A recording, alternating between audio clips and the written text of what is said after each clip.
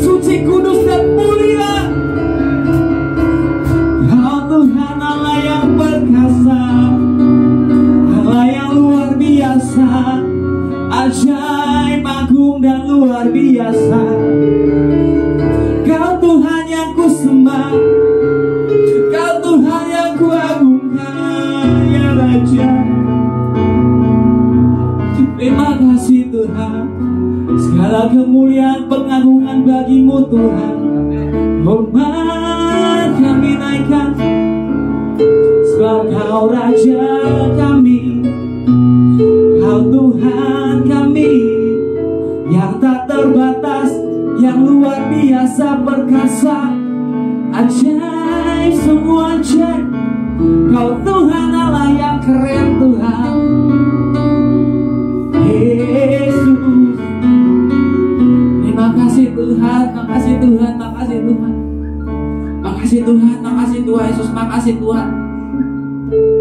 Kami punya Allah yang keren, kami punya Allah yang luar biasa perkasa mulia Tuhan. Makasih Tuhan, makasih Tuhan, makasih Tuhan. Jadikan setiap kami Tuhan karya terbaik-Mu Tuhan, versi terbaik sudah Kau ciptakan kami Bapa yang baik. Waktu Kau ciptakan kami Tuhan serupa segambar dengan Engkau Tuhan, untuk bisa berkuasa Tuhan, untuk bisa memenuhi bumi Bapa yang baik, bermultiplikasi Tuhan. Makasih Tuhan, makasih Tuhan.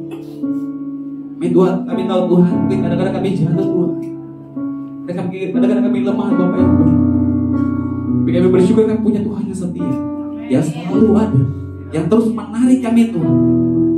Makasih Tuhan, makasih Tuhan, makasih Tuhan.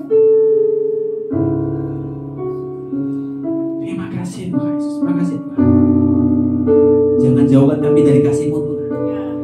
Jangan jauhkan kami Bapa yang baik. Thank you Lord, thank you Jesus.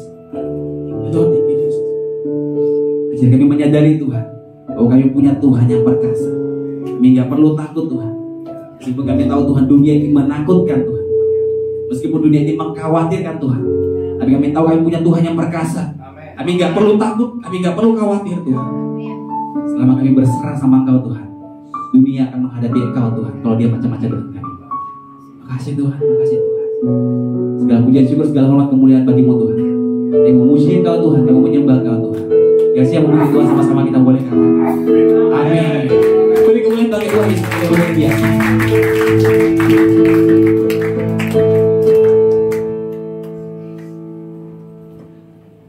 Ada sukacita, amin? Yang bersukacita boleh lambaikan tangannya yuk. Kita bersukacita, lambaikan tangan sampai senyum sampai kiri kanannya. Jangan sampai kita bersukacita dari mulut saja tapi hati tidak bersukacita. Karena kita bersukacita karena kita sadar kita punya Tuhan yang luar biasa dalam hidup kita. Makasih Tuhan. Ajakku berdiam dekati hatimu, dekati hatimu di saat ku berpaling, di saat ku berpaling.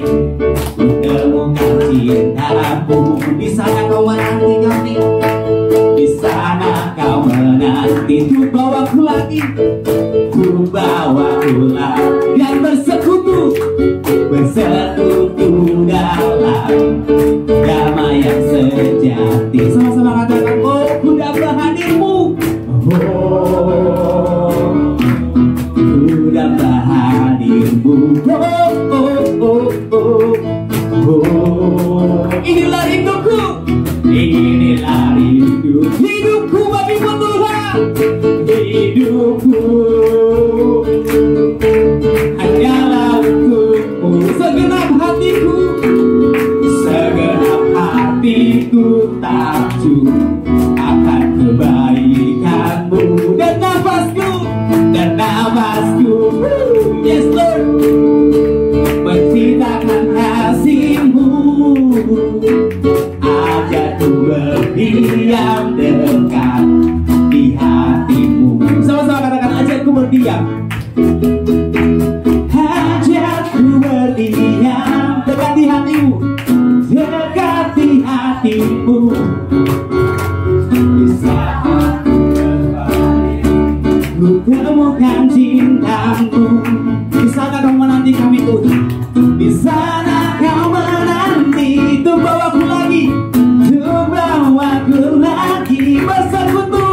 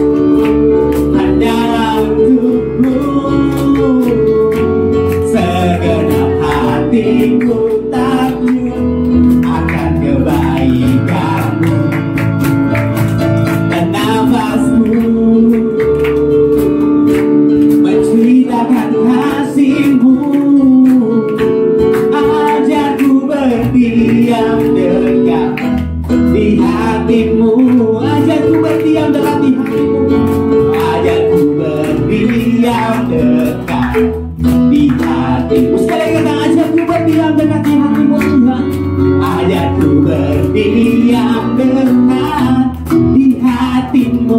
Bagaimana dari Tuhan saya perkasa yang luar biasa. Kita kembali ke duduk.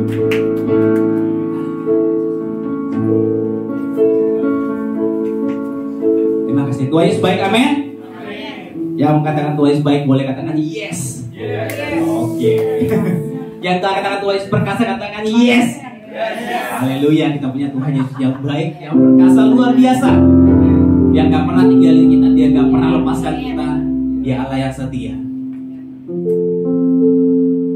Bahasa kita disediakan kepada firman Tuhan, sama-sama kita mau siapkan hati kita, rencana kita mau kosongkan kehidupan kita, biar Tuhan sendiri yang isi. Kosongkan pikiran kita, kosongkan hati kita, biar Tuhan yang isi. Makasih Tuhan, makasih Tuhan, makasih Bapak. Makasih Tuhan, makasih Tuhan Yesus. Ini kami Bapak yang baik, ini kami Tuhan. Sekali lagi Tuhan penuhi kami Tuhan hari ini. Sekali lagi Tuhan sadari kami hari ini Tuhan. Sekali lagi Tuhan ajar kami mengerti Tuhan hari ini Tuhan. Karena kami tahu Tuhan pengertian sudah kami terima Tuhan. Itu gak ada apa-apanya Tuhan tanpa pengertian daripada Engkau Bapa. Makasih Tuhan, makasih Tuhan, makasih Tuhan. Makasih Tuhan Yesus, makasih Tuhan. Kami tahu kami punya Tuhan Allah yang sanggup, yang luar biasa, yang perkasa, yang mulia. Thank you Jesus, thank you Lord, thank you Jesus. Yesus Tuhan, mulialah namamu. Yesus Allahku, besar kuasa-Mu. Dahulu, sekarang, dan sampai selamanya, kasih-Nya tak pernah berubah. Yesus Tuhan, mulialah namanya. Yesus Allahku, besar kuasa-Nya. Dahulu, sekarang, dan sampai selamanya, kuasa-Nya tak pernah berubah. Dia sanggup, Yesus sanggup melakukan perkara yang besar, dan Dia sanggup, Yesus sanggup memulihkan yang terluka, menyembuhkan yang menderita. Dia sanggup memulihkan hidupku. Dengan menerima kita katakan pujian ini, bahwa Allah kita Allah yang sanggup, yang mulia dan perkasa. Yesus Tuhan, mulialah namanya. Yesus Allahku, besar kasih-Nya. Ya dahulu, sekarang, dan sampai selama. Kasih-Nya tak pernah berubah. Yesus Tuhan, Yesus Tuhan, mulialah namanya. Yesus Allahku, besar kuasa-Nya. Ya dahulu, sekarang, dan sampai selama. Kuasa-Nya tak pernah berubah. Dia sanggup, Dia sanggup.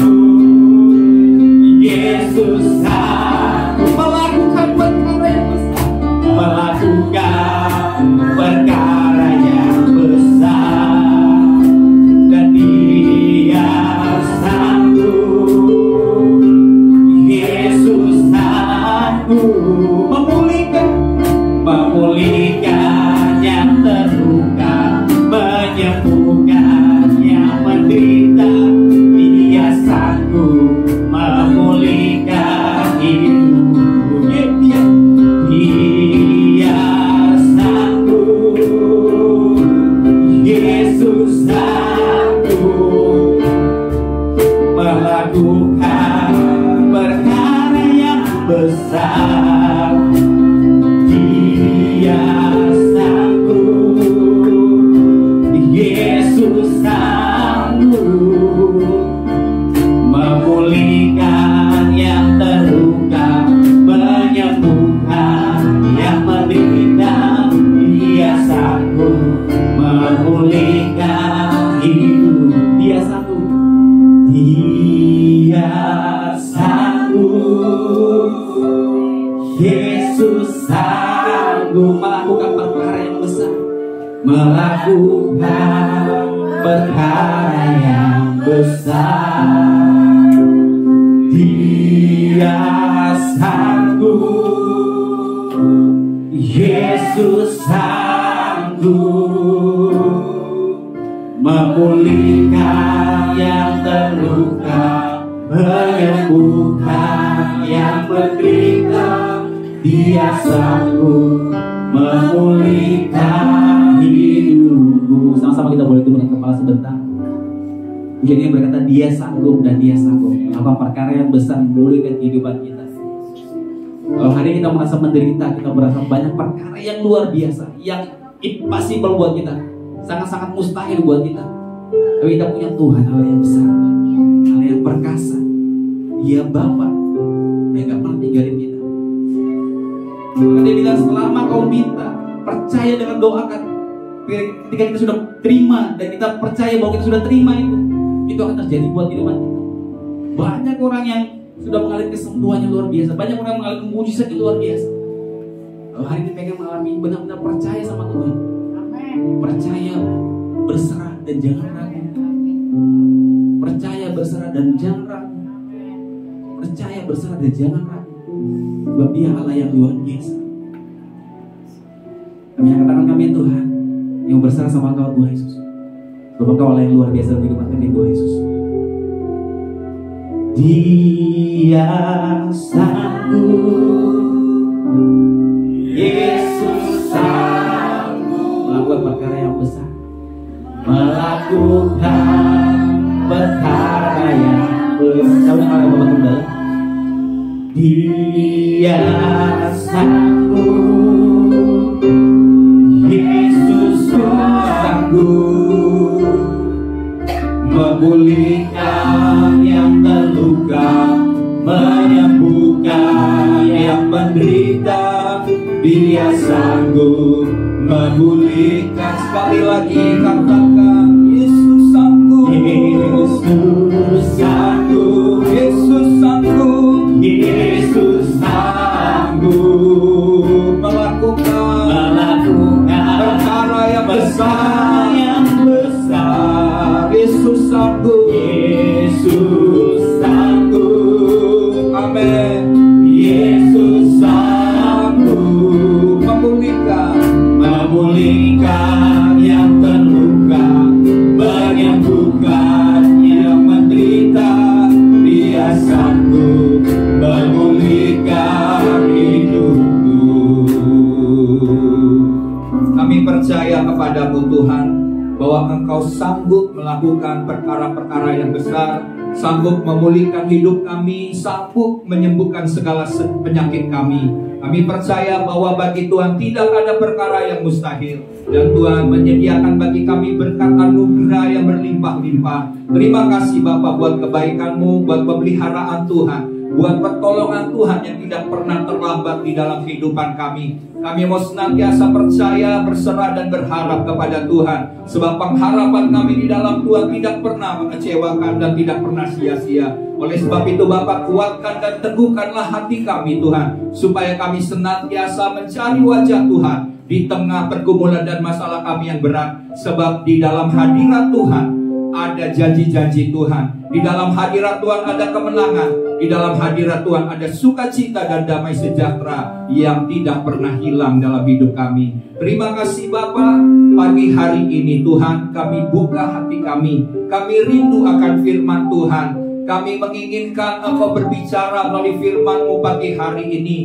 Bukan menjadi sebuah pengetahuan, tetapi sungguh-sungguh menjadi sebuah kebenaran yang akan memerdekakan hidup kami. Sebab pada saat kami mendengar akan kebenaran yang memerdekakan hidup kami, maka hidup kami sungguh-sungguh merdeka. Terima kasih Bapa. Kami siapkan hati kami dan kami mengikat segala pekerjaan iblis, segala pekerjaan roh-roh jahat yang mencoba mencuri kebenaran firman Tuhan dalam hati kami. Kami sepakat mengikatnya dalam nama Tuhan Yesus Kristus. Biarlah kebenaran yang kami dengar boleh berakar, bertumbuh dan berbuah. Berikan kami hikmat dan pewahyuan supaya firman yang kami dengar akan membuat hidup kami semakin diubahkan dan memuliakan nama Tuhan. Datanglah kerajaan-Mu, jadilah kehendak-Mu atas hari ini, atas hidup kami melalui firman Tuhan pagi hari ini, sama seperti yang Tuhan rancangkan di sorga. Dalam nama Tuhan Yesus kita semua yang siap mendengarkan firman bersama-sama katakan amin. Beri kemuliaan bagi Tuhan Yesus. Haleluya, haleluya. Puji Tuhan, shalom. Puji Tuhan, hari ini kita bersyukur karena kasih dan anugerah Tuhan. Tuhan telah membawa kita sampai dengan hari ini, dan pertolongan Tuhan sungguh dahsyat, sungguh ajaib atas hidup kita. Saya bersyukur saya melihat ya ada jemaat yang sembuh ya. Saya bersyukur ya, Titin boleh ada di tengah-tengah kita. Kita dalam keadaan lemah, tapi Tuhan sudah membuktikan kuasa mujizat kasih-Nya yang besar atas setiap kita. Haleluya. Bapak Ibu Saudara, pagi hari ini di minggu yang keempat, tema khotbah hari ini bicara tentang rahasia kepuasan hidup. Saya ulangi, tema khotbah hari ini adalah rahasia kepuasan hidup. Mari kita akan lihat firman Tuhan di dalam Pengkhotbah pasal yang ke-8. Pengkhotbah pasal yang ke-8 ayat 9 sampai dengan ayat yang ke-17. Ya. Sudah dapat semua? Kita akan baca bergantian dari ayat 9. Saya akan baca ayat 9. Nanti Bapak Ibu Saudara baca ayat yang ke-10 dan bersaut-sautan bergantian sampai dengan ayat yang ke-17. Judul perikopnya adalah pekerjaan Allah tidak dapat diselami manusia. Ayat 9. Semua ini telah kulihat, dan aku memberi perhatian kepada segala perbuatan yang dilakukan di bawah matahari, ketika yang satu menguasai orang yang lain hingga ia celaka. 10. Boleh masuk, sedangkan orang benar harus pergi dari tempat yang kudus dan diletakkan dalam kota. Ini pun sia-sia. Oleh karena hukuman terhadap perbuatan jahat tidak segera dilaksanakan, maka hati manusia penuh niat untuk berbuat jahat. Walaupun orang yang berdosa dan yang berbuat jahat 100 kali hidup lama, namun aku tahu bahwa orang yang takut akan Allah akan beroleh kebahagiaan, sebab mereka takut terhadap Allah. Tetapi orang yang fasik tidak akan beroleh kebahagiaan, dan seperti bayang-bayang ia tidak akan panjang umur, karena ia tidak takut terhadap hadirat Allah. Ada sesuatu kesia-siaan yang terjadi di atas bumi. Ada orang-orang benar yang menerima ganjaran yang layak untuk perbuatan orang fasik, dan ada orang-orang fasik yang menerima pahala yang layak untuk perbuatan orang benar. Aku berkata, ini pun sia-sia. Oleh sebab itu, aku memuji kesukaan, karena tak ada kebahagiaan lain bagi manusia di bawah matahari kecuali makan dan minum dan bersukaria. Itu yang menyertainya di dalam jerih payahnya seumur hidupnya yang diberikan Allah kepadanya di bawah matahari. Jika aku memberi perhatianku untuk memahami hikmah dan melihat kegiatan yang dilakukan orang di dunia tanpa mengantuk siang malam, Maka nyatalah kepadaku bahwa manusia tidak dapat menyelami segala pekerjaan Allah yang dilakukannya di bawah matahari. Bagaimanapun juga manusia berlelah-lelah mencarinya, ia tidak akan menyelaminya. Walaupun orang yang berhikmat mengatakan bahwa ia mengetahuinya, namun ia tidak dapat menyelaminya. Dari ayat yang kita baca tadi, Bapak Ibu Saudara, kita melihat bahwa hidup di dunia ini penuh dengan teka-teki, ya. Penuh dengan pertanyaan yang mungkin membingungkan hidup kita. Ya. Seakan-akan bahwa orang yang jahat itu mendapatkan hidup yang lebih baik dan lebih enak daripada orang yang hidup benar. Seakan-akan ketidakadilan itu lebih berkuasa daripada kebenaran. Tapi saya percaya lagu yang kita nyanyikan tadi, ya, di awal daripada ibadah kita, yang mengatakan bahwa aku hendak bersyukur pada Tuhan karena keadilannya. Amin. Sekalipun dunia penuh dengan kekacauan, penuh dengan menuju kepada kehancuran, tapi percayalah Tuhan tetap pegang kendali atas dunia.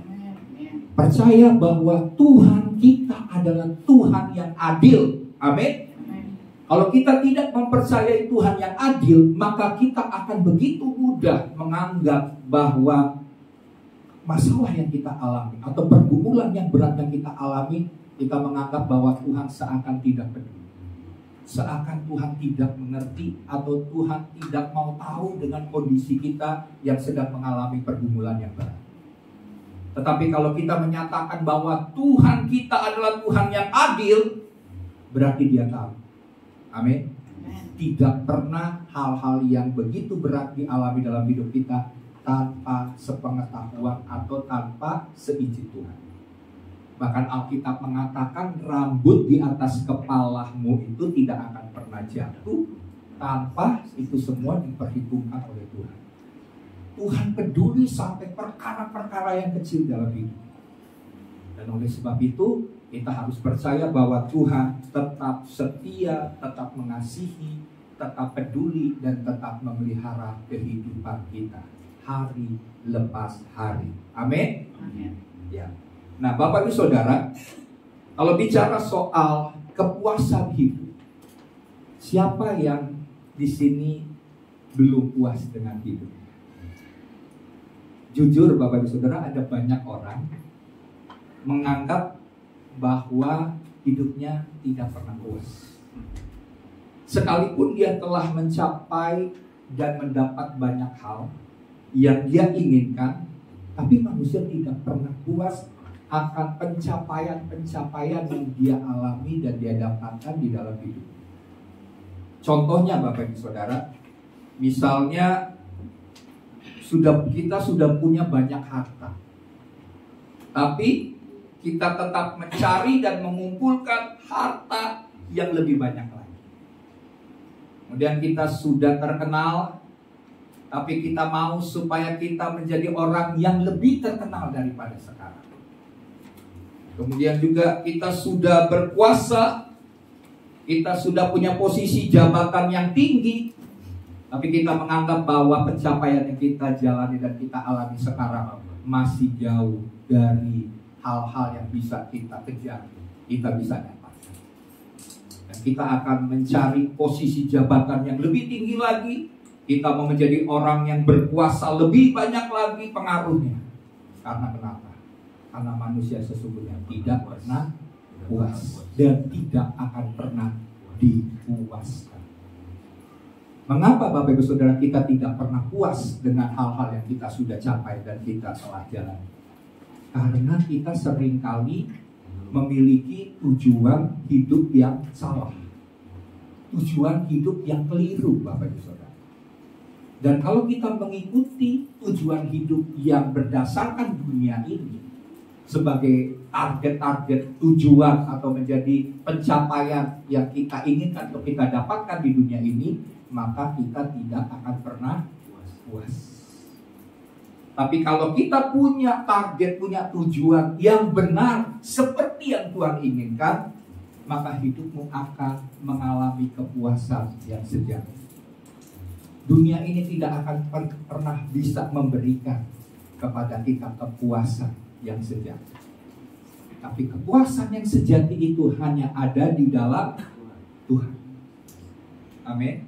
Dan kita menempatkan Tuhan pada posisi yang tepat dan benar. Dan menempatkan diri kita pada posisi yang seperti Tuhan mau dan Tuhan kehendaki dalam hidup kita. Kalau kita hanya mengejar sebuah kebenaran atau sebuah pencapaian yang menurut kita itu adalah tujuan hidup kita, padahal itu bukan merupakan tujuan hidup yang Tuhan inginkan atas hidup kita, maka kita tidak akan pernah puas. Tapi kalau kita menjalani hari demi hari dengan sebuah pemahaman yang benar tentang tujuan hidup atau tentang mencapai kepuasan hidup berdasarkan apa yang Tuhan mau, kita akan mengalami kepuasan dalam hidup. Ya. Jadi Bapak Ibu Saudara, kekayaan, kedudukan, keterkenalan, kehormatan dan lain sebagainya tidak akan pernah memuaskan hidup kita. Amin. Kepuasan sejati, saya ulangi, itu hanya ada di dalam Tuhan. Ya, seperti tadi, kalau kita menempatkan Tuhan dalam posisi yang benar, hidup kita tidak mengejar hal-hal yang sia-sia. Jangan biarkan hidup kita mengejar hal-hal yang akan membuat kita tidak pernah puas. Amin. Karena sebenarnya kekayaan atau kedudukan, keterkenalan itu bukan tujuan. Amin. Tapi itu hanya dampak dari waktu kita mendapatkan kebahagiaan dan kepuasan dalam hidup. Amin. Jadi sebenarnya manusia ini bukan kekayaan sebenarnya yang jadi tujuan yang membuat mereka bahagia. Tapi sebenarnya mereka mengejar kebahagiaan. Dan mereka pikir dengan memiliki kekayaan, maka mereka menjadi orang yang berbahagia. Mendapatkan posisi yang tinggi akan membuat mereka berbahagia. Tapi itu hal yang salah. Harusnya Bapak Ibu Saudara, khususnya kita sebagai orang percaya, orang Kristen, kejarlah Tuhan. Amin. Carilah Tuhan, carilah kehendaknya, maka kita akan mendapatkan kebahagiaan, kekayaan, dan keterkenalan, kehormatan, posisi itu hanya bonus. Oleh karena kita mengejar Tuhan. Ya, jadi itu yang harus jadi pemikiran, perenungan kita, pemahaman kita. Amin. Karena manusia sebenarnya butuh kebahagiaan. Kalau sudah bahagia tentu puas. Tapi kalau nggak pernah merasakan kebahagiaan, apa itu artinya kebahagiaan, maka kita tidak akan pernah puas. Ya, jadi kita percaya bahwa Tuhan itu cukup atas hidup kita. Yesus cukup atas hidup kita. Kalau kita mau menyadari bahwa posisi kita di hadapan Tuhan, maka hidup kita akan terpuaskan. Oke, nah puas bukan karena kita sudah mendapatkan semua yang ada dalam dunia. Amin. Tetapi waktu kita bisa mengenal Tuhan dengan benar dan mensyukuri apa yang telah disediakan dan diberikan oleh Tuhan kepada kita, disitulah kita akan mengalami kepuasan yang sejati. Jadi bukan pencapaian dunia yang membuat kita puas, tapi pengenalan kita akan Tuhan. Dan setelah itu kita mensyukuri dengan apa yang kita sudah terima, bahkan apa yang akan Tuhan mau berikan bagi kita. Disitulah kita akan merasa puas. Ya, saya percaya dan melihat bahwa jemaat ini mukanya puas semuanya. Puas karena kenyang. Tapi saya percaya bahwa Tuhan sangat mengasihi setiap kita. Saya percaya bahwa hari-hari hidup kita akan dikenyangkan dengan kebaikan-kebaikan. Karena waktu kita terima kebaikan Tuhan, kita akan puas dan kita akan dikenyangkan. Karena Alkitab berkata dalam Mazmur 103 ya. Mazmur 103 dikatakan begini. Tuhan yang memuaskan hasratku sehingga menjadi muda seperti menjadi baru seperti burung raja wali. Coba deh kita lihat ya dulu ya. Mazmur 103 ayat yang kelima. Ya, ini saya on the spot ya. Boleh tampilkan Mazmur 103.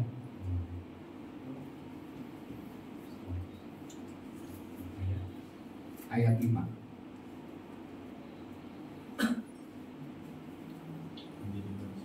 Ayat 5 atau ayat 4? Ya, oke, ayat 5 ya. Tuhan yang memuaskan hasratmu. Hasrat berarti apa? Keinginan.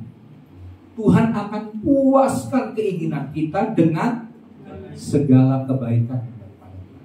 Sehingga masa mudamu menjadi baru seperti pada burung raja wali. Terjemahannya sebenarnya kurang tepat. Karena yang udah tua nanti gimana? Masa dibilang masa muda ya, berarti udah lewat dong, ya kan? Tapi maksudnya apa? Sehingga hidup kita menjadi muda atau menjadi baru seperti burung raja wali. Bapak Ibu Saudara, ceritanya begini. Burung raja wali ini pada umur 70 tahun dia mengalami masa disebut masa tua ya, di mana paruhnya sudah semakin besar sehingga dia nggak bisa lagi menangkap mangsa. Kuku-kukunya juga sudah semakin panjang sehingga untuk menangkap mangsanya juga udah nggak, cengkramannya udah nggak kuat. Bulu-bulunya juga udah mulai membesar panjang, dia nggak bisa terbang tinggi. Ya, jadi di umur 70 tahun Raja Wali itu sedang menuju kepada kematian, tua. Tapi di situ adalah pilihan, kesempatan bagi Raja Wali. Apakah dia akan selesai dengan di umur 70 tahun atau dia mengalami sebuah perubahan yang membuat dia menjadi muda lagi, menjadi baru lagi, sehingga dia bisa bertambah umur menjadi 120 tahun, bonusnya 50 tahun. Jadi di masa itu Raja Wali harus memilih ya. Memilih mau ya udah bersyukur atau menerima pasrah dengan kondisinya yang udah semakin tua, yang udah nggak berdaya, akhirnya dia mati karena nggak bisa makan, nggak bisa mangsa lagi, tidak bisa mencari makanan, atau dia akan membuat masa muda yang baru dalam hidup, yaitu dengan cara apa? Dia akan memantokkan kukunya yang udah panjang ke gunung batu sampai keluar semua cakar-cakarnya yang sudah panjang, dan dia harus menunggu sekitar 1 tahun untuk cakar-cakarnya itu bertumbuh kembali menjadi baru. Tapi harus apa? Harus dirusakkan paruhnya yang panjang, yang sudah sangat panjang, dia harus patokkan ke batu sampai copot, dan akhirnya keluar paruh yang baru. Jadi dia mengalami pembaharuan sehingga jadi seperti muda lagi ya. Jadi seperti Alkitab ini katakan bahwa Tuhan akan memuaskan hasratmu dengan kebaikan sehingga hidup kita menjadi baru seperti burung Raja Wali yang mengalami pembaharuan. Amin. Itu janji Tuhan yang Tuhan sediakan bagi hidup kita. Jadi Bapak Ibu Saudara, di dalam Tuhan ada kepuasan. Karena Tuhan akan memuaskan hasrat kita dengan hal-hal yang besar, hal-hal yang ajaib dalam hidup kita. Ya, jadi jangan mencari kepuasan hidup dengan jalan yang keliru. Tapi biarlah kita tetap puas dan mendapatkan apa yang terbaik yang Tuhan sediakan.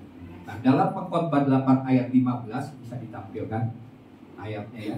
Pengkhotbah 8 ayat yang ke-15 dikatakan begini. Oleh sebab itu aku memuji kesukaan, karena tak ada kebahagiaan lain bagi manusia di matahari kecuali makan dan minum dan bersukaria. Itu yang menyertainya di dalam jerih payahnya seumur hidupnya yang diberikan Allah kepadanya di bawah matahari.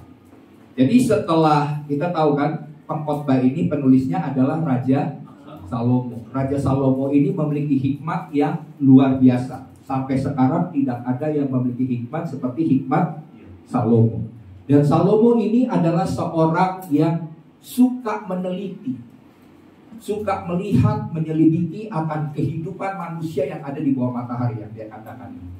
Dan dia melihat bahwa ada begitu banyak hal-hal yang bagi dia aneh. Bagi dia, kok katanya orang benar ini akan mengalami kehidupan yang diberkati, yang gak akan mengalami kesulitan. Tapi kenyataannya banyak orang benar yang mengalami kesulitan, kemalangan dalam hidup mereka.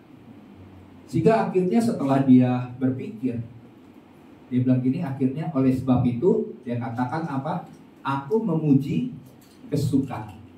Apa artinya dia memuji kesukaan? Artinya Bapak Ibu Saudara, dalam bahasa Inggris ini yang lebih tepat, dalam bahasa Inggris dikatakan enjoyment of life. Berarti apa? Bergembiralah dalam hidup, bersukacitalah dalam hidup kita yang pendek, yang singkat ini. Dan enjoyment berarti bicara juga menikmati hidup. Jangan dibawa stres hidup kita. Kita nikmati hidup kita dengan semua berkat, dengan semua apa yang Tuhan sediakan, Tuhan berikan atas hidup kita. Jangan memikirkan perkara-perkara yang jauh lebih tinggi yang tidak bisa kita capai. Tapi seberapa berkat yang Tuhan sudah sediakan dan berikan atas hidup kita, kita syukuri. Amin. Kita nikmati, kita bergembira. Jangan waktu kita mengalami pergumulan yang berat, kita mau mengatasinya dengan kekuatan kita sendiri, akhirnya kita mengikuti cara-cara manusia, cara-cara dunia untuk mendapatkan sesuatu yang Tuhan belum mau berikan atas hidup kita. Ini jalan yang keliru, jalan yang salah. Tapi kita harus enjoy, amin. Kita menikmati hidup, kita bersukacita, kita bergembira, karena kita tahu Tuhan peduli, Tuhan mengasihi setiap kita. Nah sekarang pertanyaannya adalah, apa rahasia kepuasan hidup yang dapat kita pelajari dari pengkhotbah yang kita sudah baca tadi? Ya, di dalam ayat yang 11 sampai 12, mari kita baca lagi ayat ini. Ayat 11 dan 12. Oleh karena hukuman terhadap perbuatan jahat tidak segera dilaksanakan, maka hati manusia penuh niat untuk berbuat jahat. Jadi maksudnya apa? Kita menanti-nantikan kalau orang jahat ini kan, iya, kita inginkan mati, menderita, ya kan, keluarganya hancur. Tapi ternyata hukuman itu tidak segera terjadi dan dilaksanakan oleh Tuhan. Maka hati manusia penuh niat untuk berbuat jahat. Biasanya kan kalau orang udah jahat, dia tetap hidupnya enak, berhasil, makmur, makin tambah jahat. Makin menggunakan kekuasaan uangnya itu dan kekuasaan yang dia miliki untuk menindas orang lemah. Ya, jadi hati manusia penuh niat untuk berbuat jahat. Walaupun orang yang berdosa dan yang berbuat jahat 100 kali hidup lama, namun kata pengkhotbah, kata Salomo, aku tahu. Berarti apa? Dia jamin. Dia sangat yakin karena dia sudah meneliti, dia sudah menyelidiki hidup manusia. Dan dia katakan bahwa orang yang takut akan Allah akan beroleh kebahagiaan. Sebab mereka takut terhadap hadirat Tuhan. Jadi Bapak Ibu Saudara, Salomo berkata, aku tahu. Kuncinya dia tahu. Ini rahasia. Tapi rahasianya dia singkapkan, dia bukakan. Coba Bapak Ibu Saudara perhatikan dalam kitab pengkhotbah. Semua bicara tentang takut akan Allah. Di ayat-ayat yang terakhir dia juga katakan bahwa hidup yang sia-sia di bumi ini, ya sia-sia di bawah matahari ini, kalau kita tidak memiliki hidup takut akan Tuhan. Tapi hidup ini akan berarti, hidup ini akan bernilai, hidup ini akan berharga kalau kita hidup takut akan Allah. Jadi dia katakan begini, walaupun orang yang berdosa dan terus berbuat jahat, dan dia merasa tidak mengalami hukuman daripada Tuhan. Hidupnya makin makmur, sukses, berhasil. Bahkan hidupnya 100 kali lebih lama. 100 tahun mungkin umurnya. Dan dia menikmati dengan segala kejahatan, segala keuangan yang berlimpah-limpah. Tapi kata pengkhotbah, aku tahu mereka tidak akan pernah bahagia, tidak akan pernah puas dalam hidup. Tapi hanya orang yang takut akan Allah yang berbahagia. Karena kenapa mereka takut kepada hadirat Allah? Nah, takut akan Tuhan ini bukan seperti ketakutan kepada Tuhan bahwa nanti Tuhan hukum kalau kita berdosa. Bukan ketakutan yang seperti itu. Tapi takut akan Tuhan itu bicara soal menghormati Tuhan. Karena kenapa? Kita mau memiliki hubungan yang dekat dan baik dengan Tuhan. Kalau kita memiliki hubungan yang dekat dengan Tuhan, berarti kita harus menghormati Tuhan. Tempatkan Tuhan sebagaimana Dia adalah Tuhan. Bukan menempatkan Tuhan sebagai acung kita misalnya gitu ya. Pembantu kita suruh-suruh Tuhan, misalnya kita bahkan yang paling jahat adalah berdoa, Tuhan saya mau berbuat jahat, Tuhan tolong saya ya supaya saya bisa berhasil, sukses, supaya saya dapat uang melalui kejahatan. Ya minta sama Tuhan, minta izin sama Tuhan. Nah, orang di masa sekarang ini Bapak Ibu Saudara sudah tidak lagi takut akan Tuhan. Karena mereka melihat faktanya orang jahat itu hidupnya lebih lama, lebih enak. Sampai akhirnya Bani Korah dalam, nanti Bapak Ibu Saudara baca Mazmur 49 ayat 16-19 menyatakan bahwa ternyata kekayaan, kehormatan, kedudukan dan kemuliaan yang dialami oleh orang-orang jahat itu tidak akan pernah dibawanya ketika ia mati. Amin. Dia hanya bisa menikmatinya, tapi itu pun juga dengan tidak bahagia. Dia mungkin nikmati kekayaan, tapi hidupnya diburu-buru oleh pembunuhan, takut dirampok, takut hartanya habis, takut gagal, ya, dan tidak akan pernah puas. Dan waktu dia mati pun itu semua tidak akan dibawa sampai dia mati. Dan pada akhirnya dia akan mengalami hukuman yang kekal. Jadi di sini pelaksanaan hukuman terhadap mereka seringkali ditunda untuk waktu yang lama.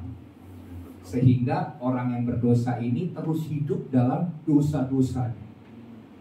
Tapi percayalah, Tuhan kita adalah Tuhan yang setia, peduli dan mengasihi kita. Ya. Jadi Bapak Ibu Saudara, Salomo telah melihat akhir dari semuanya ini, bahwa umat Tuhan jangan putus asa. Karena meskipun mereka mengalami penindasan dan aniaya yang sangat besar, tapi pasti mereka akan menjadi umat yang berbahagia. Ya. Jadi di sini kita lihat bahwa Tuhan akan menolong setiap kita. Kalau kita melihat begini, jadi takut akan Allah ini harus jadi sifat dari setiap orang Kristen. Ya, kalau kita tidak hidup dalam takut akan Tuhan, berarti pengenalan kita akan Tuhan sebenarnya tidak ada. Orang yang mengenal Tuhan, maka dia akan hidup takut akan Tuhan. Tapi orang yang tidak mengenal Tuhan, dia tidak takut akan hadirat Tuhan. Dan akhirnya mereka menjadi orang yang harus dihukum. Kalau kita lihat bagaimana di saat-saat yang terpuruk atau terburuk sekalipun, umat Tuhan akan beroleh kebahagiaan. Karena Tuhan memulihkan keadaan mereka. Contohnya siapa dalam Alkitab? Contohnya Ayub. Apa yang dialami Ayub? Ayub harus mengalami di mana anak-anaknya semuanya mati dalam seketika. Anak-anaknya mati, hartanya semuanya habis, terus dia menderita sakit yang sangat parah. Saking dia gatal ya, tubuhnya ini gatal dan sakit. Coba rasakan kalau kita ini baru sakit batuk-batuk aja, udah batuk kenceng aja kita udah rasa sakitnya ya, sampai ke dada, kemanapun ya. kayaknya pengen mati gitu ya. Tapi Ayub ngalamin gatal-gatal yang sakit. Jadi waktu dia orek, saking karena dia nggak bisa pakai tangannya, dia pakai beling untuk orek lukanya yang bernanah, dan rasanya itu gatal tapi sakit.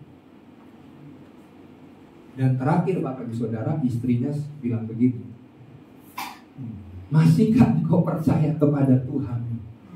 Kemana Tuhanmu yang memelihara hidup? Udah lebih baik kamu kutuki Tuhanmu dan engkau mati saja. Wah, coba. Kalau kita mengalami situasi seperti ini, tentunya kita sangat menderita. Tapi apa yang dilakukan oleh Ayub? Bahkan Bapak Ibu Saudara, teman-temannya pun bilang gitu, kalau kamu orang baik, gak mungkin mengalami seperti ini. Jangan-jangan kamu sudah berbuat dosa yang sangat besar. Jadi kamu harus minta ampun sama Tuhan. Ya Ayub kan bingung, ini kesalahan saya di mana? Saya udah minta ampun sama Tuhan, tapi kenapa saya harus menderita seperti orang yang sudah terkena kutuk karena berbuat jahat? Jadi hukuman Tuhan benar-benar dialami oleh Ayub yang dia pikir ini adalah hukuman Tuhan yang paling berat dalam hidup. Tapi ternyata Tuhan bisa memulihkan kehidupan Ayub. Jadi Bapak Ibu Saudara, sekalipun kita mengalami pergumulan, sakit, penyakit atau masalah yang berat, semuanya itu ada waktunya. Amin. Tidak selamanya Tuhan biarkan kita terus-menerus dari muda sampai tua terus mengalami penderitaan. Enggak Bapak Ibu Saudara, ada waktunya Tuhan memulihkan, ada waktunya Tuhan menghibur, ada waktunya Tuhan membuat kita bergembira karena kebaikan dan pertolongan Tuhan. Ya, jadi kalau kita mau hidup benar, takut akan Tuhan, maka janji Tuhan kita akan menjadi orang yang berbahagia. Kalau kita hidup takut akan Tuhan, kita pasti hidupnya diberkati oleh Tuhan. Amin. Itu janji, dan Salomo sudah melihat hal itu. Daniel juga ketika dia mengalami di gua singa, dia ditolong oleh Tuhan. Ya, karena kenapa? Dia mau belajar hidup takut akan Tuhan. Sadrak, Mesak, dan Abednego, dia tidak mau menyembah kepada patung buatan raja ya, untuk menyembah kepada patung tersebut. Dan Tuhan luputkan dari perapian yang menyala. Banyak pertolongan, mujizat Tuhan dinyatakan bagi mereka yang hidup takut akan Tuhan. Jadi di sini jangan pernah menduakan Tuhan. Amin.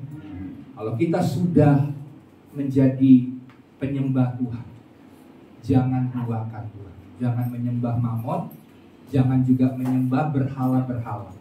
Amin. Karena berhala-berhala itu tidak akan pernah menyelamatkan kita.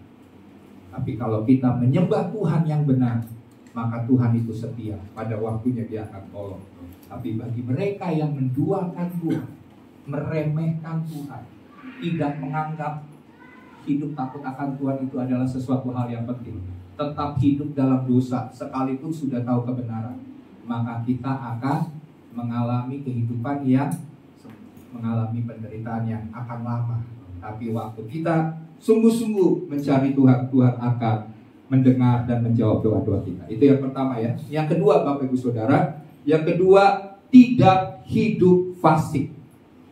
Tidak hidup fasik. Dalam ayat yang 13 bisa ditampilkan, Pengkhotbah 8 ayat 13. Tetapi orang yang fasik tidak akan beroleh kebahagiaan, dan seperti bayang-bayang ia tidak akan panjang umur. Karena apa? Karena ia tidak takut terhadap hadirat Allah. Jadi yang kedua, kita tidak boleh hidup seperti orang fasik. Kalau kita adalah orang benar, baiklah perbuatan kita juga menunjukkan sebagai orang benar. Jangan kita disebut sebagai orang benar, tapi hidup kita gak ada bedanya dengan orang dunia atau orang fasik. Karena orang fasik itu tidak akan beroleh kebahagiaan. Hidupnya itu seperti bayang-bayang. Tahu bayang-bayang Bapak Ibu Saudara? Suatu saat bayang-bayang itu akan hilang. Jadi bayang-bayang itu akan hilang, memudar, dan akan mati. Kalau kita tidak hidup takut akan Allah dan kita hidup sebagai orang fasik, hidup kita ini bayang-bayang, tidak memiliki makna, tidak bernilai, tidak berdampak. Karena hidup kita hanya membuat orang menjadi takut kepada kita, atau membuat orang menderita rugi karena kita. Kita menjadi orang yang jahat di hadapan Tuhan dan di hadapan manusia.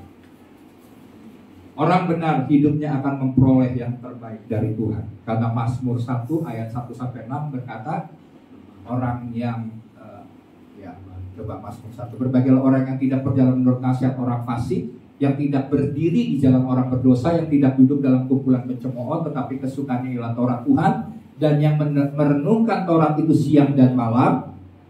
Ia seperti pohon yang ditanam di tepi aliran air, yang menghasilkan buahnya pada musimnya, dan yang tidak layu daunnya, apa saja yang diperbuatnya berhasil. Tapi ayat 4, bukan demikian orang fasik, mereka seperti sekam yang ditiupkan angin. Sekam kalau ditiupkan angin hilang tanpa bekas. Hidup seperti bayang-bayang, singkat, nggak ada arti. Memang kelihatannya umurnya panjang, tapi dia merasa bahwa hidup ini nggak pernah puas, dan akhirnya dia menganggap bahwa sekalipun umurnya panjang, hidupnya singkat karena tidak pernah menikmati kebahagiaan. Itu hidup seperti bayang-bayang atau seperti sekam yang ditiup oleh angin. Nah, sebagai orang Kristen jangan hidup seperti orang fasik di luar dari kebenaran. Jangan pernah hidup. Kalau kita menyatakan diri sebagai orang benar, hiduplah dalam kebenaran. Ya, orang fasik tidak akan ada kebaikan dalam hidupnya. Hari-harinya pendek bagaikan sebuah bayangan, seperti saya sudah katakan tadi ya. Nah, Bapak Ibu Saudara, contoh yang harus kita lakukan atau yang harus kita perbuat supaya kita tidak hidup sebagai orang fasik adalah waktu kita beribadah, Bapak Ibu Saudara, jangan cuma mendengarkan firman ini hanya untuk memilih-milih perkataan atau firman yang cocok buat kita. Oh, kalau firmannya diberkati, amin. Tapi kalau firman yang menegur tentang dosa kita bilang enggak, itu bukan buat saya. Saya nggak perlu bertobat untuk perkara itu. Padahal firman yang disampaikan oleh hamba Tuhan yang menyampaikan firman Tuhan di mimbar ini pastinya nggak kebetulan. Ya, pasti itu adalah hikmat dari Roh Kudus untuk menyampaikan pesan Tuhan. Jadi waktu kita dengar firman, kita tahu kita sudah bersalah, kita sudah berdosa, jangan berbuat dosa lagi. Kita harus sungguh-sungguh bertobat. Kalau tidak, maka kita akan menerima hukuman karena perbuatan dosa kita. Ya, karena ada dampak akibat dari perbuatan dosa yang kita lakukan. Jadi di sini kita melihat begini Bapak Ibu Saudara, ada sebuah contoh kehidupan. Ada seorang orang Kristen masuk penjara, Bapak Ibu Saudara. Dia dipenjara karena perbuatan mencuri dan membunuh. Dan waktu di penjara, apa yang dilakukan? Setiap hari, pagi dan malam dia berdoa. Siang ada waktu sempat dia berdoa. Wah, waktu orang melihat ini, orang melihat begini. Tapi hidupnya gak berubah-berubah walaupun dari penjara. Orang kan bisa melihat kalau yang sudah berubah dan yang belum berubah. Waktu dilihat, dia bilang, ditanya sama temannya, kamu kok rajin berdoa ya? Pagi doa, siang doa, malam sebelum tidur juga berdoa. Tapi kelihatannya kamu hidupmu masih gak benar gitu ya. Kamu juga kasusnya dulu kamu jadi orang yang pencuri dan pembunuh. Kenapa bisa seperti itu? Ditanya sama temannya. Terus si orang ini yang dalam penjara ini bilang begini. Oh begini, doa itu adalah ibadah menurut agama saya. Tapi mencuri dan membunuh itu adalah pekerjaan saya. Jadi Bapak Ibu Saudara, itu berarti orang yang nggak bertobat, orang yang tidak takut akan Allah. Dia menganggap bahwa pekerjaan itulah yang harus dia lakukan. Kalau doa itu spiritualitas, itu agama, ya. Itu adalah ibadah saya kepada Tuhan. Tapi pekerjaan saya adalah mencuri, membunuh, dan melakukan hal-hal yang jahat. Itu tidak bertobat. Jadi Bapak Ibu Saudara, hari ini jika kita dengar, kita sebagai orang benar harus hidup dalam pertobatan. Amsal 15 ayat 9. Mari kita lihat ayatnya. Amsal 15 ayat 9. Jalan orang fasik adalah kekejian, tetapi siapa mengejar kebenaran dikasihi Tuhan. Bagaimana hidup kita? Kita mau menjadi orang yang di mata Tuhan sebagai sebuah kekejian. Kekejian berarti apa? Sebuah hal yang bagi Tuhan menjijikkan. Bagi Tuhan itu merupakan sesuatu hal yang menyakiti hati Tuhan. Kalau kita mau hidup mengikuti jalan orang fasik, itu kekejian dari Tuhan. Tetapi siapa yang melakukan kebenaran, mengejar Tuhan, mengejar wajah Tuhan, maka dia akan dikasihi. Ini pilihan.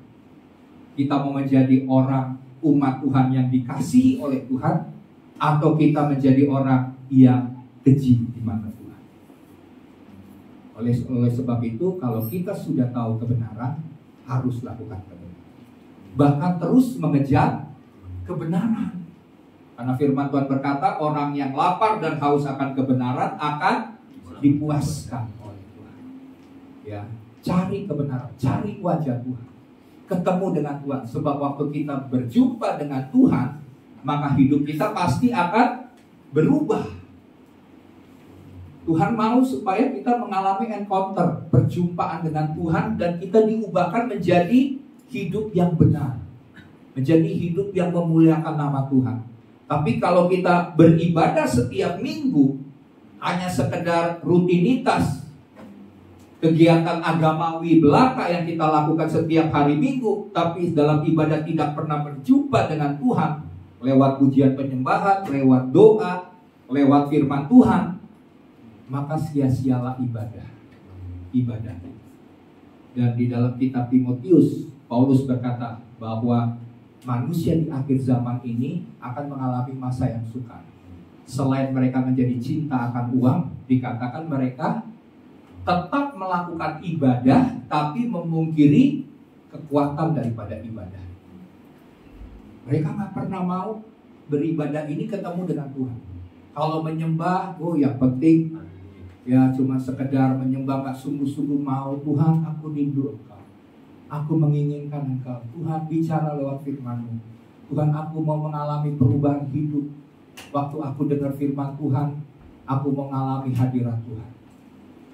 Ya, jadi jangan biasakan ibadah itu hanya asal-asal. Tapi mari kita sungguh-sungguh supaya kita tidak menjadi orang fasik. Karena orang fasik tidak akan beroleh kebahagiaan, karena mereka tidak takut terhadap hadirat Tuhan. Yang terakhir, yang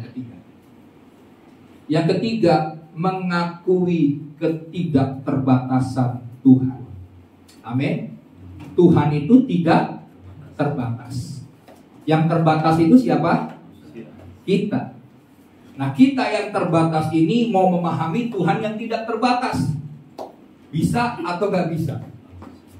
Gak mungkin sebenarnya. Amin. Tapi Tuhan mau memperkenalkan diri untuk dikenali oleh manusia. Tuhan menginginkan kita kenal dengan Tuhan, supaya hidup kita menjadi orang yang berkenan dan memuliakan Tuhan. Kita yang berdosa, ya, kita berdoa untuk masalah kita seringkali, tapi jawaban doa kita diberikan Tuhan dalam bentuk yang berbeda. Seringkali begini, Bapak Ibu Saudara, kan dikatakan bahwa Allah ini Allah yang tidak dapat diselami. Jalan-jalannya tidak dapat diselami. Contohnya begini, waktu kita berdoa sama Tuhan. Tuhan, saya sedang mengalami masalah A misalnya. Terus kita berdoa, Tuhan, selesaikan masalah saya yang A ini. Dan waktu kita berdoa untuk supaya masalah kita selesai, biasanya kita punya jawabannya. Jawaban sebelum Tuhan memberikan jawaban. Jadi kita berdoa untuk masalah kita. Misalnya gini, Tuhan, saya sedang mengalami masalah keuangan. Maka jawaban kita adalah, saya punya dapat uang, sehingga apa yang merupakan kebutuhan saya dapat terpenuhi. Itu kan jawaban kita gitu ya. Tapi Bapak Ibu Saudara, waktu kita berdoa, Tuhan dengar doa kita. Dan waktu Tuhan dengar apa yang dilakukan, Tuhan gak cuma dengar, tapi Tuhan menjawab doa kita. Tapi jawaban Tuhan kadang-kadang berbeda dengan jawaban doa kita. Kita pikir masalah kita adalah uang, berarti masalahnya harus diselesaikan dengan uang. Tapi Tuhan caranya berbeda. Yang Tuhan berikan bukan uang misalnya. Misalnya Tuhan berikan benih. Ya. Waktu kita terima itu, yang daripada Tuhan sebuah benih, kita bilang gini sama Tuhan, Tuhan, apa artinya benih ini? Bapak Ibu Saudara pernah lihat gak biji sesawi? Biji sesawi itu kalau kita gak dikasih tahu itu biji sesawi, kita pikir itu seperti batu kotoran gitu ya, kecil. Apa yang kita bisa harapkan dari sebuah biji sesawi, benih yang kecil? Ya, jadi waktu Tuhan berikan jawaban doa dalam bentuk benih. Kalau kita nggak mengerti tentang jawaban doa kita bilang ini, apa nih artinya? Gak ada gunanya nih, kecil begini, buang aja deh. Mana jawabanmu Tuhan? Kita nanti-nantiin, padahal Tuhan sudah berikan. Kita mengabaikan yang merupakan jawaban dari Tuhan. Padahal Bapak Ibu Saudara, waktu kita tahu itu merupakan benih, ya, biji sesawi yang kecil, waktu kita tanam, kita pelihara, kita kelola, kita sirami dengan baik, pada akhirnya biji itu menjadi pohon yang besar.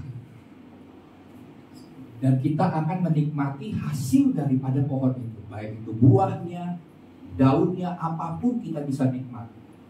Asalkan kita tahu ini adalah dari Tuhan, walaupun dalam bentuk benih.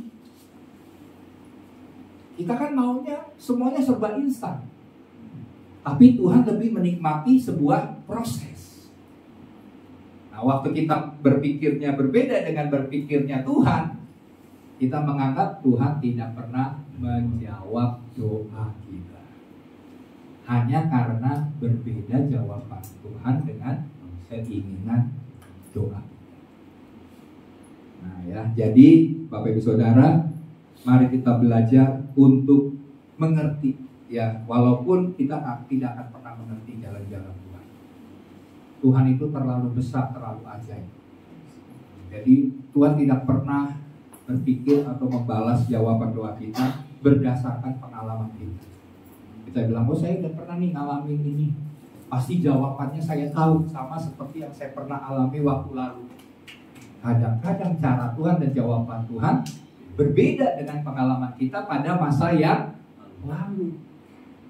Nah, apa yang harus kita lakukan? Nikmati aja, ya.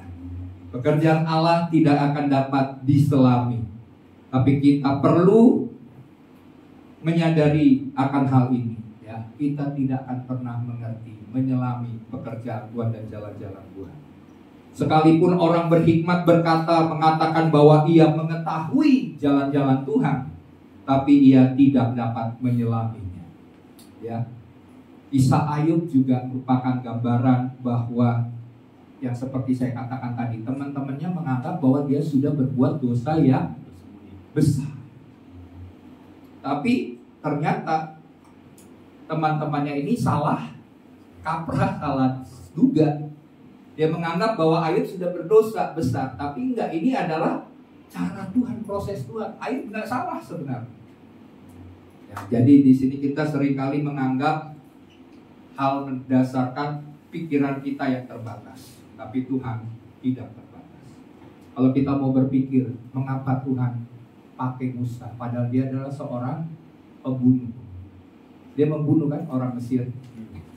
Tapi itu seizin Tuhan. Akibatnya dia harus pergi ke luar dari Mesir. Tadinya kan dia ini anak raja. Dia pemimpin besar, dia calon pemimpin di Mesir yang sangat dihormati pada waktu itu. Tapi lewat perbuatan membunuhnya dia harus kabur, dikejar-kejar oleh orang Mesir. Tapi akhirnya rencana Tuhan tidak pernah gagal dalam hidupnya. Dia menjadi pemimpin besar bangsa Israel yang membawa orang Israel keluar dari tanah Mesir. Oke, ada banyak contoh lah dalam Alkitab bagaimana jalan-jalan Tuhan tak terselami oleh manusia. Ya. Nah, terus jadi apa yang harus kita lakukan? Yang harus kita lakukan adalah mari alami hidup kita di dalam pengenalan akan Tuhan. Kita alami Tuhan hari demi hari. Baik itu buruk, baik itu baik, kita bersyukur. Semakin kita lihat bahwa lewat peristiwa ini saya semakin mengenal Tuhan. Saya bersyukur dengan peristiwa yang saya alami walaupun tidak baik, tapi di situ saya semakin melihat pertolongan Tuhan dan kebaikan Tuhan. Jadi izinkan Tuhan terus bekerja dalam hidup kita. Kenalilah Tuhan sebagai pembebas, sebagai penyembuh, sebagai penolong, sebagai penyedia, sebagai pemelihara dan sebagai pemulih dalam kehidupan kita. Kita harus pahami akan Tuhan karena Tuhan mau menyatakan dirinya atas setiap kita. Amin buat firman Tuhan. Mari kita bangkit berdiri.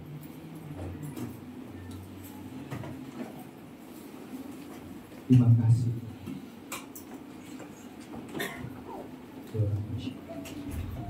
Ini lagu Seribu Takut.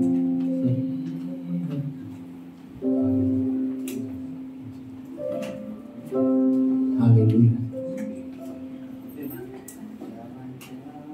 Haleluya. Glory. Mari kita tetap dalam hadirat Tuhan. Kita menyelami apa yang sudah disampaikan lewat firman Tuhan. Tuhan mau kita hidup takut akan Tuhan. Kita tidak hidup sebagai orang fasik. Kita menyadari bahwa kita terbatas. Tuhan yang tidak terbatas mau menyatakan dirinya atas hidup kita. Haleluya. Glory bagimu Tuhan. Mari kita nyanyikan lagu ini. Sering ku tak mengerti jalan-jalanmu Tuhan. Terima kasih Tuhan. Terima kasih Tuhan. Sering ku tak mengerti jalan-jalanmu Tuhan, bagai di belantara yang terang. Tanpa seribu tanya, tanpa seribu tanya, namun tetap percaya, jejakmu Tuhan, jejakmu Tuhan sungguh sempurna. Sekali lagi katakan, sering ku tak mengerti, sering ku tak mengerti jalan-jalanmu Tuhan, bagai di belantara yang gelap. Tanpa seribu tanya, namun tetap percaya, jejakmu Tuhan, sungguh sempurna.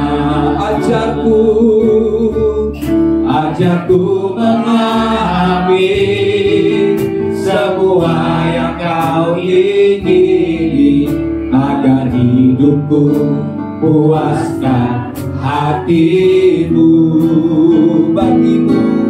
Bagimu aku rela sepenuh hati menghamba, serahkan diri genapi karyamu. Ajarku memahami semua yang kau ingini, agar hidup puaskan hatimu.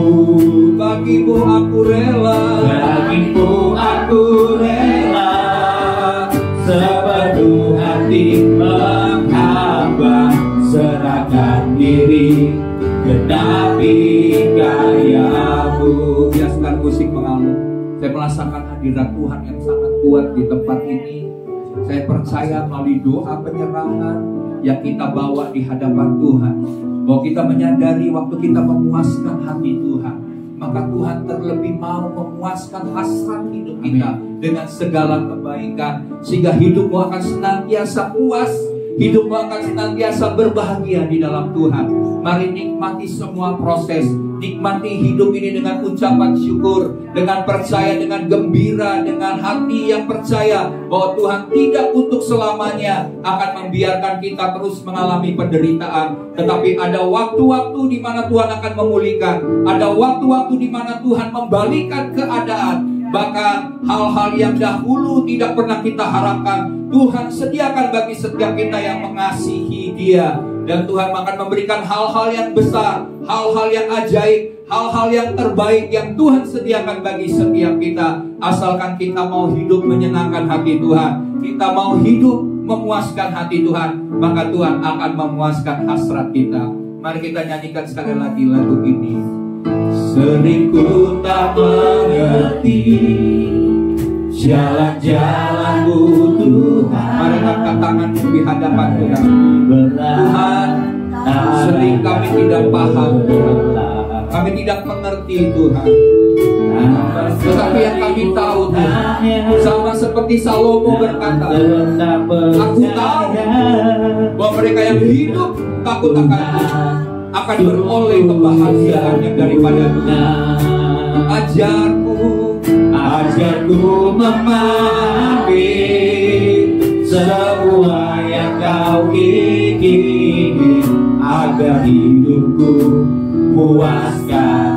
Amin, amin Tuhan. Bagimu aku rela sepenuh hati menghamba, serahkan diri genapi. Mari angkat tangannya, katakan haleluya.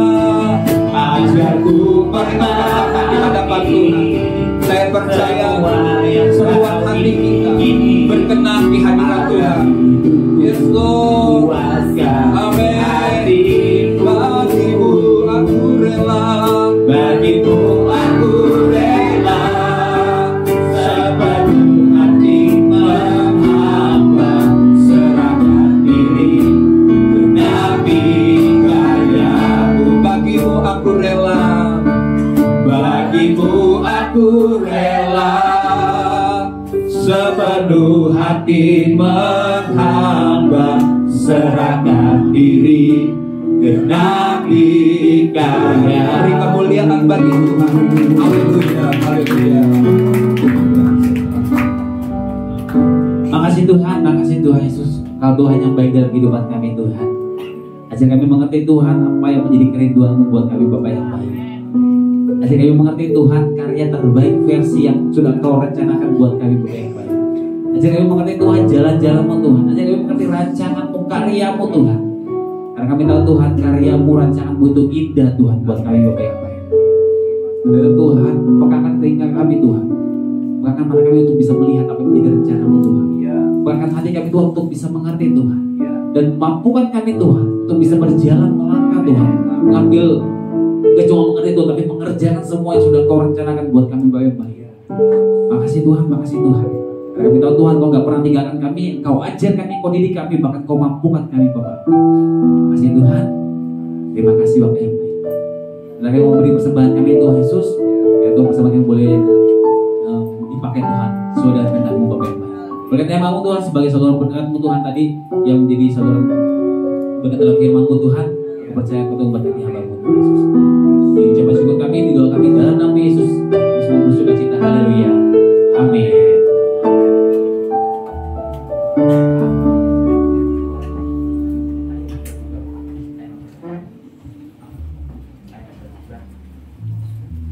Saudara diberkati dalam firman Tuhan, amin. Bersyukur karena kita punya Tuhan yang luar biasa dalam hidup kita.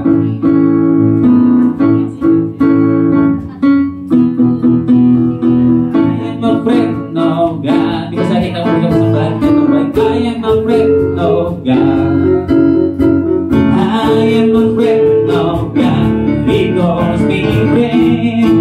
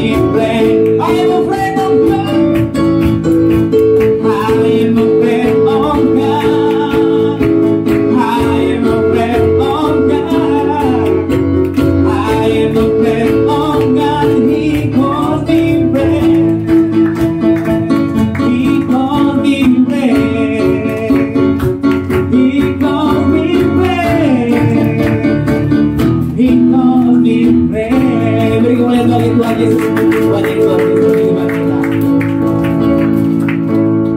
Dalam Kristus, sama-sama kita siapkan hati kita. Ku percaya ada kemuliaan di balik salibnya. Aku nyatakan kemenangan darimu, kekuatanku, harapanku dalam Kristus. Ku percaya ada kemuliaan di balik salibnya. Kan ku nyatakan kemenangan darimu, kekuatanku, harapanku, harapan dalam Kristus, dalam Kristus. Saya udah kebahagiaan.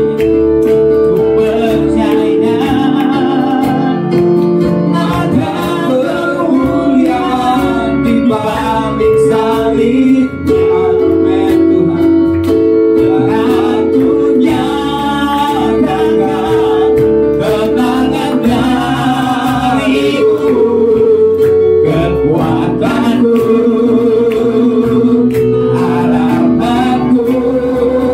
Dan sekali lagi katakan dalam Kristus. Ku percaya Ada kemuliaan. ada kemuliaan di balik salibnya. Dan juga kita akan mengalami kemuliaan. Kami nyatakan kemenangan. Kemenangan darimu, kekuatanku, harapanku dalam Kristus. Kekuatanku, harapanku dalam Yesus.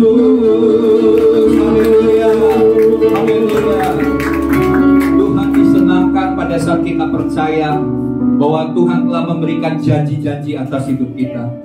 Tuhan disenangkan waktu kita percaya bahwa kemenangan itu telah disediakan. Sebagaimana pada saat salib itu yang bagi dunia adalah sebuah kekalahan, tapi itu merupakan kemuliaan di balik dari salib itu. Ada kemuliaan, ada kemenangan yang besar. Demikian juga di balik segala pergumulan, di balik segala penderitaan, kita punya harapan yang tidak pernah sia-sia. Bahwa Yesus sudah menang. Yesus sudah membayar lunas segala sesuatu yang harus kita bayar, karena kita tidak mampu membayarnya. Dan kita percaya bahwa Tuhan telah menyediakan janji-janji itu atas setiap kita. Percayalah bahwa apa yang kau doakan, rindukan, yang merupakan harapan, tidak akan pernah sia-sia. Tuhan pasti menjawab. Dan pada akhirnya kita akan melihat bahwa pertolongan Tuhan sungguh nyata atas setiap kita.